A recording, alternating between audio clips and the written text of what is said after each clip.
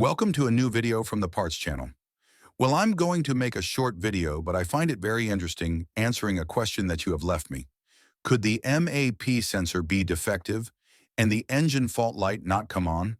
If the MAP sensor is defective, the ECU will detect it and the engine failure light will come on. Another thing is that the MAP sensor is not defective, but is clogged by dirt, in which case it will give values that are not correct to the ECU. And the ECU will not know that the problem comes from the MAP sensor, and the engine will not run well. And sometimes the ECU, when this happens, for example, with an obstruction, if the map is very clogged by dirt, the ECU can even blame the MAF sensor or the EGR. I will leave you a link to a video I made that with a clogged map sensor, it was not defective, but was clogged by dirt, and the ECU blamed the MAF sensor. And the EGR, in that case, the only thing we did was clean the MAP sensor, and the problem was solved. Well, here you have this short video. If it has been useful to you, then don't forget to give a like and subscribe to the channel.